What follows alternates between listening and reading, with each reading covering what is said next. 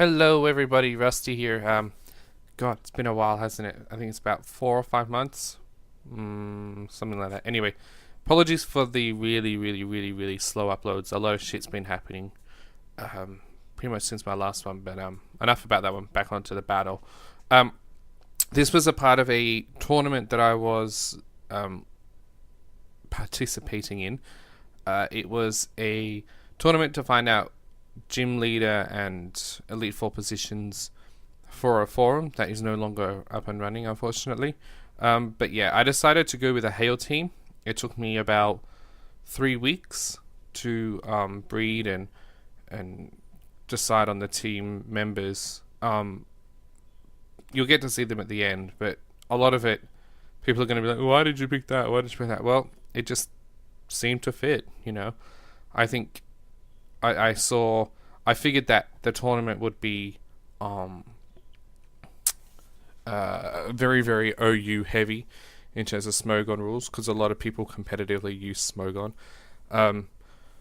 But I didn't do that. I just went with whatever worked, and it kind of worked. I'll explain why I lost where I did and why I did later on in the next upload. But as for this one, I was a little bit surprised that Samurott died to a one energy ball, which is really odd because a majority of Samurotts tend to have HP investments, and even though my Abomasnow is modest, it's still one hit KO'd. I was like, oh, that's a bit odd. But anyway, I was a little bit.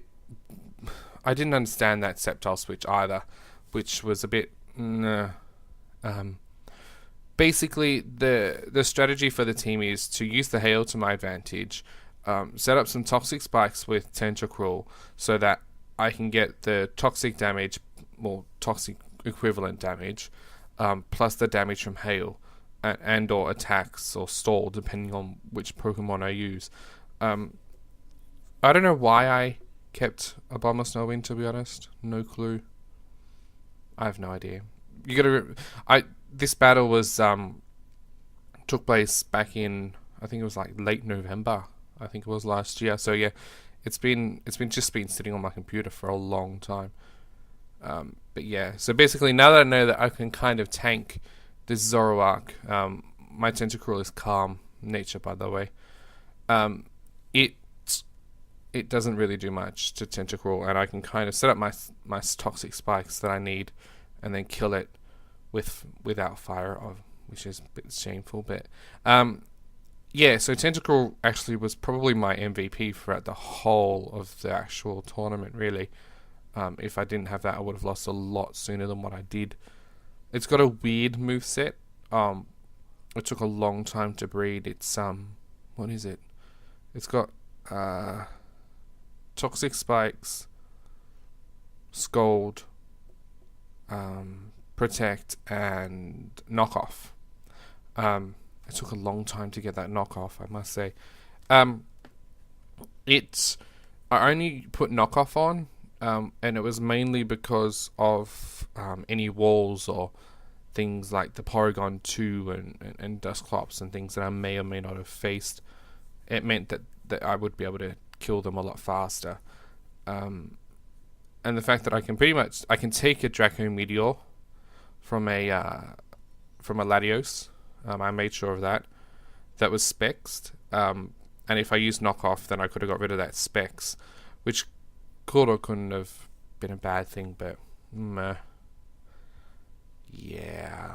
I was actually really surprised that Hurricane hit. It's 70% accuracy, but like Blizzard, if it's in the rain, then it hits 100%. So I was like hoping that it didn't hit and I could burn it, and that was the other part of the strategy. Hopefully Tentacruel could get a burn with the Scold if the Pokemon was flying or, steel type. But yeah, I love Frost Rotom. It too helped me out a lot. It's a choice scarf one, yeah. And he's the weird member of the team. I on the forum, whenever I battled using this team for the tournament, I used to get messages going, "Why did you use Claydol?" Well, one, it countered the